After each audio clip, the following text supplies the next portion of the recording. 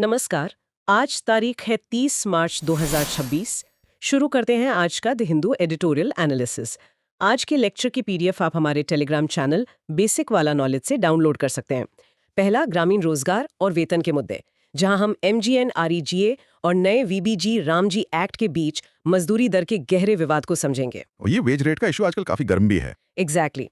दूसरा टॉपिक है सुरक्षा और प्रशासन, जिसमें हम CAPF यानी सेंट्रल आर्म्ड पुलिस फोर्सेस में IPS ऑफिसर्स के डेप्यूटेशन पर आए नए बिल और सुप्रीम कोर्ट के क्लैश पर नजर डालेंगे। हाँ, ये एग्जीक्यूटिव और जुडिशरी का एक क्लासिक टकराव है। वही तो।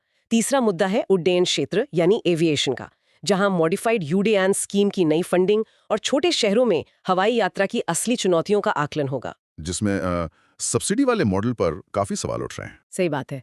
और चौथा है समाज और कानून, महाराष्ट्र का नया फ्रीडम ऑफ रिलीजन बिल 2026, जिस पर आजकल काफी तहलका मचा हुआ है। कुछ महीनों से MGNREGA और एक नया कानून लाया गया है, जिसे विकसित भारत गारंटी फॉर रोजगार एंड आजीविका मिशन ग्रामीण एक्ट या शॉर्ट में VBG RAM एक्ट कहा जा रहा है। हाँ, इस नए एक्ट ने काफी कंफ्यूजन क्रिएट कर दिया है। वही, इन दोनों के बीच एक बड़ा विवाद चल रहा है और इसमें सबसे बड़ा पेच फंसा है वेज रेट यानी मजदूरी दर पर।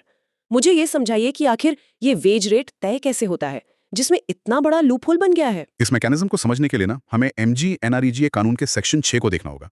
ये सेक्शन एक तरह से वेज रेट की बुनियाद है। इसके दो हिस्से हैं, सेक्शन 6(1) और सेक्शन 6(2). अच्छा, तो इन दोनों में क्या फर्क है? देखिए, सेक्शन 6(1) सीधे तौर पर केंद्र सरकार को यह अधिकार देता है कि वो देश भर में MGNREGA मजदूरों के लिए एक दर तय करे। वहीं दूसरी तरफ सेक्शन 6(2) कहता है कि जब तक केंद्र अपनी कोई दर तय नहीं करता, तब तक हर राज्य का अपना जो खेतीहार मजदूरों के लिए मिनिमम वेज होता है वही लागू होगा। अरे रुकिए, तो अगर मैं नोट्स के आंकड़े देखूं तो 2006 से 2009 तक यही सेक्शन 6(2) लागू था, हाँ, राइट? बिल्कुल, शुरुआती सालों में यही सिस्टम था। और उस दौरान मजदूरों को काफी अच्छा पैसा मिलता था। उत्तर प्रदेश का एक बड़ा उदाहरण हमारे पास है, जहां 2007-8 में वहां की मिनिमम वेज सीधे 58 रुपए से बढ़ाकर 100 रुपए कर दी गई थी और केंद्र को वही देना पड़ा था। तो फिर केंद्र ने इस सिस्टम को बदला क्यों? क्योंकि केंद्र सरकार का जो फाइनेंशियल बर्डन था ना, वो बहुत तेजी से बढ़ रहा था। हाँ। राज्यों ने अपनी मिनिमम वेजेस बढ़ानी शुरू कर दी और बिल केंद्र को भरना पड़ता था। ओ, मतलब स्टेट्स वेज बढ़ाते थे और सेंटर को पे करना पड़ता था। एग्जैक्टली। तो 2009 में केंद्र ने अचानक सेक्शन 6(1) का इस्तेमाल किया और वेजेस को अपने हिसाब से फिक्स कर दिया। उन्होंने शुरू में 100 रुपए का वेज तय किया, जिसे एक प्रो वर्कर कदम बताया गया था। पर असल में क्या हुआ? असल में उस मैकेनिज्म ने आगे चलकर वेजेस को लगभग फ्रीज कर दिया। आज हालात ये है कि ज्यादातर राज्यों में MGNREGA की मजदूरी उन्हीं राज्यों की अपनी मिनिमम वेज से काफी कम है। यानी उन्हें मार्केट से कम पैसा मिल रहा है। हाँ, ये सिर्फ महंगाई के आंकड़ों पर थोड़ा बहुत एडजस्ट होती है, पर रियल वैल्यू में काफी गिर चुकी है। यहाँ पर एक उदाहरण से इस मैकेनिज्म को समझते हैं। सोचिए, अगर एक आम व्यक्ति किसी ऐसी कंपनी में काम करता है जहां पिछले 10 सालों से उसकी सैलरी महंगाई के हिसाब से बढ़ी ही नहीं है और ऊपर से सैलरी आने में महीनों लग जाते हैं, हाँ, ऐसी स्थिति में तो कोई भी फ्रस्ट्रेट हो जाएगा। तो उस व्यक्ति का काम करने का मोटिवेशन तो बिल्कुल खत्म हो जाएगा ना। बिल्कुल, और इकोनॉमिक्स में इसको डिस्करेजमेंट इफेक्ट कहते हैं। असल मार्केट में अगर कोई खेतीहार मजदूर काम करता है तो उसे मजदूरी न सिर्फ ज्यादा मिलती है, बल्कि दिन के आखिर में कैश मिल जाता है। जबकि MGNREGA में तो अब सब कुछ डिजिटल हो गया है। वही तो सबसे बड़ी प्रॉब्लम बन गई है। आधार बेस्ड पेमेंट सिस्टम और नेशनल मोबाइल मॉनिटरिंग सिस्टम, जिसमें ऐप पर फोटो खींचकर अटेंडेंस लगानी होती है, इनकी टेक्निकल खराबियों के कारण पेमेंट में बहुत देरी होती है। हाँ, मैंने पढ़ा था कि कई बार सर्वर डाउन होने से आधी दिहाड़ी कट जाती है। सही पढ़ा था आपने। जब इन सब टेक्निकल परेशानियों और कम पैसे की वजह से मजदूरों का इंटरेस्ट MGNREGA से खत्म हो जाता है, तो सिस्टम में आम जनता की निगरानी यानी सोशल ऑडिट कमजोर पड़ जाता है। और जहां पब्लिक की निगरानी कम होती है, वहां करप्शन तो अपने आप बढ़ने लगता है। घोस्ट वर्कर्स की एंट्री होती है। एग्जैक्टली। और यही अभी ग्राउंड रियलिटी बन चुकी है। मुझे यहाँ एक डाउट है। अब तो नया VGRMG एक्ट आ गया है, क्या इस नए कानून ने इन समस्याओं को नहीं सुलझाया? मैंने पढ़ा है कि इसमें वेजेस का एक 60-40 रेशो तय किया गया है, यानी 60% पैसा केंद्र देगा और 40% राज्य देगा। देखिए, रेशियो तय करना और लीगल फ्रेमवर्क ठीक करना, इन दोनों में जमीन आसमान का फर्क है। अगर आप 60-40 रेशियो ला रहे थे तो लॉजिकली केंद्र को सेक्शन 6(1) हटा देना चाहिए था और वापस सेक्शन 6(2) लाना चाहिए था, ताकि मजदूरों को कम से कम अपने स्टेट का मिनिमम वेजेस मिल सके। हाँ, पर सरकार ने मैकेनिज्म बिल्कुल उल्टा कर दिया। उन्होंने सेक्शन 6(2) को ही कानून से हटा दिया और केंद्र का अधिकार यानी 6(1) बरकरार रखा। हाँ, तो इसका मतलब मजदूर अब अपने ही राज्य के मिनिमम वेज की मांग नहीं कर सकते। पर यहाँ एक टेक्निकल पॉइंट है जिसने मेरा ध्यान खींचा। कौन सा पॉइंट? पुराने MGNREGA कानून में एक नॉन ऑब्स्टेंटे क्लॉज था। हमारे सुनने वालों को आसान शब्दों में बता दूं कि ये एक ऐसी लाइन होती है जो किसी दूसरे कानून को बाईपास करती है। वो लाइन कहती थी कि मिनिमम वेजेस एक्ट 1948 के नियम होने के बावजूद केंद्र अपनी दर तय कर सकता है। हाँ, ये क्लॉज काफी क्रूशल था। पर नए VBGRMG एक्ट में सरकार ने गलती से या जानबूझकर ये क्लॉज डाला ही नहीं। इसका लीगल असर क्या होगा? ये एक बहुत बड़ी लीगल ओवरसाइट हो सकती है। जीन ड्रेस जैसे डेवलपमेंट इकोनॉमिस्ट का मानना है कि बिना उस नॉन ऑब्स्टैंटिव क्लॉज के किसी भी मजदूर को मिनिमम वेजेस एक्ट के तय किए गए स्टैंडर्ड से कम पैसा देना पेटेंटली इलीगल यानी पूरी तरह से गैर कानूनी हो सकता है। अरे, मतलब ये तो कोर्ट में चैलेंज हो सकता है। बिल्कुल। अगर कोई मजदूर यूनियन इस वेज फ्रीज को कोर्ट में चुनौती दे दे तो सरकार के सामने एक बड़ा कानूनी संकट खड़ा हो जाएगा। ये एक मिस्ड अपॉर्चुनिटी थी जहां मजदूरों के हक को नए कानून में सही से प्रोटेक्ट किया जा सकता था। सही कहा आपने। खैर, सरकार का गांव के आर्थिक ढांचे पर कंट्रोल और उसके असर को समझने के बाद अब हम अपने दूसरे मुद्दे की तरफ बढ़ते हैं। आर्थिक नीतियों से निकलकर आंतरिक सुरक्षा पर आते हैं, जहां प्रशासनिक कंट्रोल और लीडरशिप को लेकर एक नया टकराव पैदा हो गया है। हाँ, ये CAPF वाला मुद्दा काफी डीप है। बिल्कुल। 25 मार्च 2026 को राज्यसभा में एक नया बिल पेश हुआ, central armed police forces general administration bill 2026। आसान भाषा में बता दूं कि CAPF में CRPF, BSF, ITBP आदि आते हैं।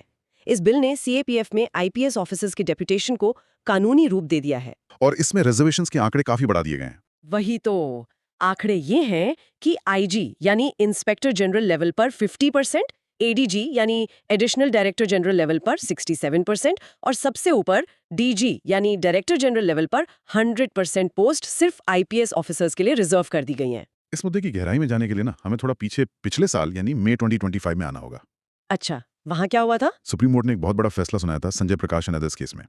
CAPF के जो अपने कैडर ऑफिसर्स होते हैं, जो नीचे की रैंक से सालों तक बॉर्डर पर या नक्सल एरियाज में फील्ड ड्यूटी करते हैं, उन्होंने कोर्ट में कंप्लेंट की थी। उनकी क्या शिकायत थी? उनका कहना था कि ऊपर की रैंक्स पर हमेशा IPS ऑफिसर्स आ जाते हैं और उनका खुद का प्रमोशन रुक जाता है। SC ने उनकी बात मानी और सरकार को निर्देश दिया था कि CAPF में डेप्यूटेशन पोस्ट को कम किया जाए। पर अब ये जो नया बिल लाया गया है, ये तो एक तरह से IPS ऑफिसर्स की भूमिका को परमानेंटली इंस्टीट्यूशनलाइज कर रहा है। एग्जैक्टली और इसीलिए ये SC के ऑर्डर से सीधा टकरा रहा है। मैं यहाँ थोड़ा पुशबैक करूंगी। हाँ। देखिए, अगर एक फोर्स में एक ऑफिसर 30 साल तक अपनी जान हथेली पर रख कर काम करता है और जब उसके टॉप लीडर बनने का वक्त आता है तो किसी और सर्विस से IPS आकर वहां बैठ जाते हैं। इसको प्रशासन की भाषा में पैराशूटिंग कहा जाता है। हाँ, ये टर्म काफी यूज होता है इस कॉन्टेक्स्ट में। तो क्या सुप्रीम कोर्ट का निर्देश यही नहीं कह रहा था कि इससे उन कैडर ऑफिसर्स का मोराल डाउन होता है? ये नया बिल तो सीधे तौर पर SC के ऑर्डर के खिलाफ लग रहा है। आपकी चिंता बिल्कुल वाजिब है और कैडर ऑफिसर्स का ये दर्द सच्चा भी है। पर जब हम आंतरिक सुरक्षा जैसी पॉलिसी बनाते हैं तो उसका एक ब्रॉडर फ्रेमवर्क होता है। RK विज जैसे पूर्व IPS ऑफिसर्स इसका लॉजिक समझाते हैं। उनका क्या लॉजिक है इसके पीछे? देखिए, CAPF का मुख्य काम क्या है? उन्हें स्टेट्स के अंदर लॉ एंड ऑर्डर मेंटेन करने के लिए या इलेक्शंस करवाने के लिए स्टेट पुलिस के साथ मिलकर काम करना होता है। हाँ, तो उन्हें स्टेट मशीनरी का बेसिक अनुभव होता है। बिल्कुल, इसलिए उन्हें स्टेट की मशीनरी कैसे काम करती है इसका लंबा अनुभव होता है।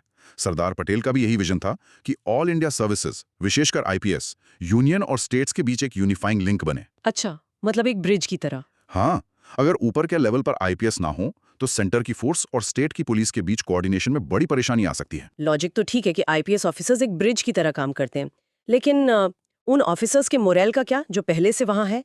क्या उनके बीच आसानी से तालमेल या कैमराडरी बन जाती है अगर कोई ऊपर से आकर सीधा बॉस बन जाए? उस इशू को रिजॉल्व करने के लिए ना मिनिस्ट्री ऑफ होम अफेयर्स ने इसी साल जैन 2026 में नई गाइडलाइंस निकाली हैं। ओह, उन गाइडलाइंस में क्या बदलाव लाया गया है? अब डायरेक्ट IG लेवल पर आने की बजाय IPS ऑफिसर्स को कम से कम 2 साल की मैंडेटरी ड्यूटी SP या DIG रैंक पर करनी होगी।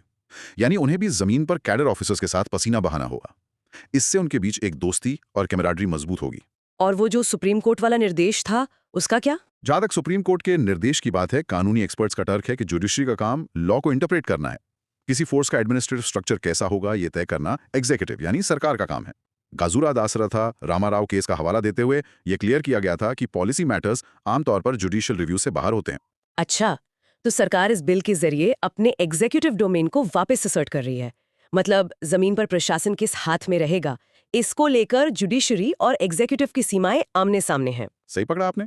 चलिए, जमीन पर प्रशासन और सुरक्षा का स्ट्रक्चर समझने के बाद अब हम जमीन से उठकर आकाश की बात करते हैं।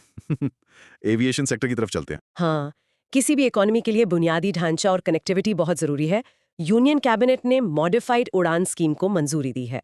सुनने वालों की जानकारी के लिए बता दूं, उड़ान यानी उड़े देश का आम नागरिक सरकार की वो योजना है जिसके तहत छोटे शहरों में फ्लाइट्स शुरू की गई थी। और इस बार इसमें काफी बड़ा इन्वेस्टमेंट हो रहा है। बिल्कुल, मॉडिफाइड स्कीम का बजट 6 गुना ज्यादा है, करीब 14,043 करोड़ डायरेक्ट सरकार की जेब से दिए जाएंगे, 100 अनयूज्ड एयर स्ट्रिप्स और 200 हेलीपैड्स बनाए जाएंगे। साथ ही टियर 2 और टियर 3 राउट्स पर एयरलाइंस को दी जाने वाली सब्सिडी की मुद्दत 3 साल से बढ़ाकर 5 साल कर दी गई है। आंकड़े तो वाकई बहुत प्रभावशाली लगते हैं, पर यहाँ हमें व्हाट से ज्यादा वाई और हाउ पर फोकस करना होगा। मैकेनिज्म ये है कि छोटे राउट्स पर जब कोई फ्लाइट उड़ती है और सीटें खाली रहती हैं, तो सरकार उस नुकसान की भरपाई सब्सिडी से करती है। पर क्या ये सस्टेनेबल है? वही तो दिक्कत है। भारत में रीजनल एविएशन का स्ट्रक्चर अंदरूनी तौर पर बहुत फ्रेजाइल या कमजोर है। हर पैसेंजर पर आने वाला ऑपरेशनल खर्च बहुत ज्यादा है, फ्यूल महंगा है और हमारे यहाँ की जनता बहुत प्राइस सेंसिटिव है। ऊपर से आजकल वंदे भारत जैसी फास्ट ट्रेन्स और नए एक्सप्रेसवेज से इन फ्लाइट्स को कड़ी टक्कर मिलती है। कोई फ्लाइट क्यों लेगा अगर ट्रेन से जल्दी और सस्ते में पहुंच जाएं? एग्जैक्टली, और यही पॉइंट सरकार शायद मिस कर रही है। इस पूरे बिजनेस मॉडल को ना एक उदाहरण से समझते हैं। मान लीजिए किसी व्यक्ति ने छोटे शहर में एक आलीशान दुकान खोली है और उस दुकान का किराया सरकार शुरू के 3 साल तक दे रही है। लेकिन अगर उस दुकान तक आने की सड़क ही नहीं है और ग्राहकों के पास उतना पैसा ही नहीं है, तो पैसेंजर डिमांड आएगी कहाँ से? सही एग्जाम्पल दिया आपने। अब सरकार ने कहा है कि वो किराया 3 साल की जगह 5 साल तक देगी, पर इससे क्या दुकान सच में चलने लगेगी? सब्सिडी के भरोसे तो कोई कमर्शियल बिजनेस मार्केट में सर्वाइव नहीं कर सकता ना। ये बहुत सटीक तरीका है इसको देखने का। मॉडिफाइड लोडेन स्कीम ने दुकान का किराया जरूर बढ़ा दिया, पर उस वीक अंडरलाइंग डिमांड को ठीक नहीं किया। तो ग्राउंड लेवल पर एक्चुअल प्रॉब्लम क्या है? सरकार इंफ्रास्ट्रक्चर में पैसा डाल रही है, एयरपोर्ट्स बना रही है, पर रूट लेवल्स पर इकोनॉमिक एक्टिविटी इतनी नहीं है कि रेगुलर डेली फ्लाइट सस्टेन हो सकें। कोई भी एयरलाइन सिर्फ वेकेशंस या लेजर ट्रैवल के भरोसे थोड़ी ना रूट चला सकती है। उन्हें डेली बिजनेस ट्रैवलर्स चाहिए होते हैं। हाँ, जो हर हफ्ते ट्रैवल करें। बिल्कुल, और इसके अलावा ग्राउंड ट्रांसपोर्ट लिंक्स और इंटीग्रेटेड शेड्यूलिंग का मैकेनिज्म अभी भी गायब है। एक सेकंड, ये इंटीग्रेटेड शेड्यूलिंग से आपका क्या मतलब है? इसका मतलब है सीमलेस कनेक्टिविटी। सोचो, अगर एक व्यक्ति किसी गांव से नए बने रीजनल एयरपोर्ट पर उतरता है, तो क्या वहां से आगे उसके गांव तक जाने के लिए टाइमली बस या टैक्सी सर्विस अवेलेबल है? समझ गए। अगर एयरपोर्ट बन गया पर वहां तक पहुंचने का ट्रांसपोर्ट नेटवर्क ठीक नहीं है, तो लोग आएंगे कैसे? सब्सिडी बढ़ाने से ये रूट शायद 5 साल तक जिंदा तो रहेंगे, पर मार्केट का बेसिक असूल कहता है कि वो तब तक अपने पैरों पर खड़ा नहीं हो पाएगा जब तक ग्राउंड स्ट्रक्चरल चेंजेस नहीं होते। सही बात है। एक फ्लाइट को कामयाब बनाने के लिए सिर्फ एयरपोर्ट नहीं, पूरा इकोसिस्टम चाहिए होता है। तो इसका आखिर मतलब क्या है? आर्थिक नीतियों में सिर्फ पैसा फेंकने से मार्केट नहीं बनता, मैकेनिज्म ठीक करना पड़ता है। सही समझे आप? चलिए, अब आर्थिक और इंफ्रास्ट्रक्चर पॉलिसी से निकलकर आज के अपने आखिरी और सबसे सेंसिटिव मुद्दे पर आते हैं। हाँ, ये टॉपिक काफी ध्यान से समझने वाला है। हम बात करेंगे राज्य के उस रोल की जो सीधे तौर पर नागरिकों के निजी जीवन, मौलिक अधिकारों और सामाजिक तनाव बनाव को छूता है। हम चर्चा कर रहे हैं Maharashtra freedom of religion bill 2026 की। मैं यहाँ अपने सभी सुनने वालों को स्पष्ट कर दूं कि हमारा मकसद यहाँ किसी पक्ष को सही या गलत ठहराना नहीं है। बिल्कुल, हम सिर्फ फैक्ट्स पर बात करेंगे। हाँ, हमारा काम है उन डॉक्यूमेंट्स में छुपी दोनों साइड की आर्ग्यूमेंट्स को पूरी तरह निष्पक्ष होकर आपके सामने रखना। ये ऑब्जेक्टिव अप्रोच इस वक्त बहुत जरूरी है। देखिए, इस नए बिल का मुख्य उद्देश्य उन धर्म परिवर्तन यानी रिलीजियस कन्वर्जन्स को रोकना है जो अल्योरमेंट मतलब लालच, फोर्स यानी दबाव या फ्रॉड यानी धोखे के जरिए होते हैं। इसके प्रोविजंस क्या कहते हैं? इसके प्रोविजंस काफी सख्त और डिटेल्ड हैं। मैकेनिज्म कुछ ऐसा बनाया गया है कि अगर कोई व्यक्ति अपना धर्म बदलना चाहता है तो उसे डिस्ट्रिक्ट मैजिस्ट्रेट को 60 दिन पहले एक प्रायर नोटिस देना होगा। उसके बाद कन्वर्जन होने पर एक डिक्लेरेशन भी देना होगा। और अगर इसका पालन ना हो तो? अगर इन नियमों का उल्लंघन हुआ तो 10 साल तक की जेल और 7 लाख रुपए तक का फाइन हो सकता है। अगर कोई माइनर, वुमेन या SC/ST कम्युनिटी का व्यक्ति इसका शिकार होता है तो सजा और भी कड़ी है। साथ ही अगर कोर्ट को लगता है कि कोई शादी सिर्फ और सिर्फ धर्म बदलने के लिए की गई है तो कोर्ट उसे नल एंड वॉइड यानी अमान्य घोषित कर सकता है। लेकिन बच्चों के अधिकार का क्या होगा ऐसी स्थिति में? उनके राइट्स प्रोटेक्ट किए गए हैं। बच्चों के प्रॉपर्टी राइट्स और माँ के मेंटेनेंस को कानून में सुरक्षित रखा गया है। पर एक सेकेंड, मुझे इसके प्रैक्टिकल क्रियान्वयन यानी इम्प्लीमेंटेशन में एक बहुत बड़ा फ्लॉ दिख रहा है। एक सीनियर IAS ऑफिसर ने भी इस तरफ इशारा किया था। आप किस फ्लॉ की बात कर रही हैं? देखिए, हमारे देश में धर्म का कोई सेंट्रल सर्टिफिकेशन सिस्टम या ID कार्ड तो होता नहीं है। तो ऐसी स्थिति में रेवेन्यू ऑफिसर्स या लोकल पुलिस इसकी जांच करेंगे कैसे कि धर्म परिवर्तन आत्मिक रूप से असली है या किसी दबाव में?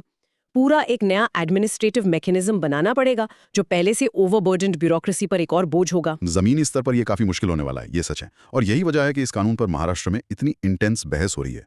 अगर हम दोनों पक्षों की दलील को तोड़कर देखें तो सरकार का पक्ष बहुत क्लियर है। सरकार का क्या आर्ग्यूमेंट है इसमें? चीफ मिनिस्टर देवेंद्र फडणवीस का स्टेटमेंट है कि फ्रीडम ऑफ रिलीजन एक एब्सोल्यूट राइट नहीं है, उस पर रिस्ट्रिक्शंस लगाए जा सकते हैं।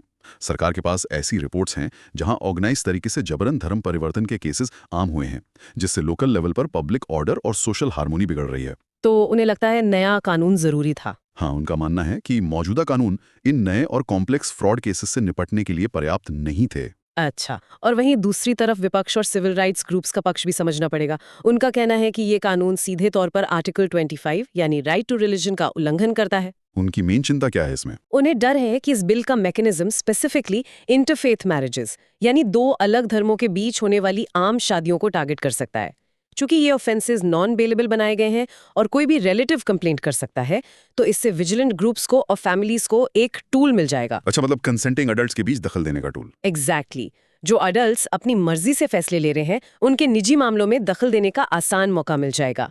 एक सिविल राइट्स एक्टिविस्ट ने लिखा कि ये एक तरह से निजी विश्वासों पर स्टेट सर्वेलेंस का मैकेनिज्म है, जिसके लिए सरकार ने कोई ठोस एम्पिरिकल एविडेंस या हार्ड डेटा टेबल पर पेश नहीं किया है। देखिए, दोनों पक्षों की अपनी वैलिड चिंताएं हैं। एक तरफ समाज में पब्लिक ऑर्डर मेंटेन करने और वल्नरेबल सेक्शंस को एक्सप्लॉइट होने से बचाने का फर्ज है, और दूसरी तरफ एक कंसेंटिंग अडल्ट की पर्सनल लिबर्टी, उसकी प्रिवेसी और अपने धार्मिक विश्वास को चुनने की आजादी का सवाल है। सही बात है।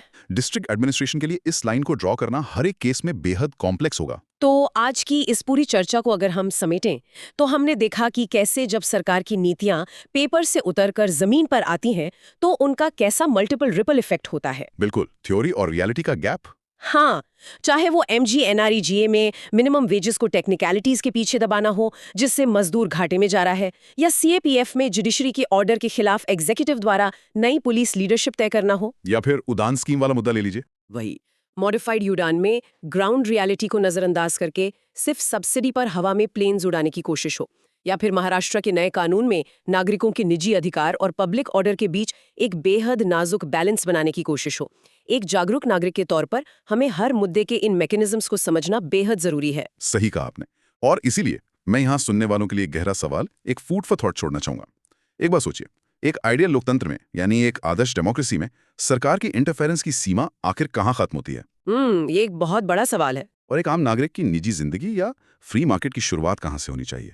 चाहे वो मजदूरी का आर्थिक मार्केट हो जहां आपका वेतन तय हो रहा हो, हवाई यात्रा का ओपन मार्केट हो जहां बिजनेस मॉडल्स फेल हो रहे हो, या फिर किस धर्म को मानना है इसका बिल्कुल निजी और आत्मिक फैसला हो। सरकार प्रोटेक्टर की भूमिका निभाते निभाते कब एक कंट्रोलर बन जाती है, इस लाइन को कौन तय करेगा? इस पर जरूर विचार कीजिएगा। ये वाकई एक ऐसा मुद्दा है जो हर पॉलिसी के कोर में बैठा है। तो इस आखिरी और गहरे सवाल के साथ आज की चर्चा हम यहीं समाप्त करते हैं।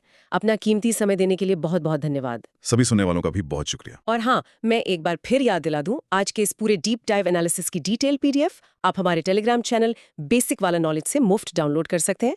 मिलते हैं अगली बार एक नए विषय और उसके नए विश्लेषण के साथ। तब तक पढ़ते रहिए और सोचते रहिए। नमस्कार।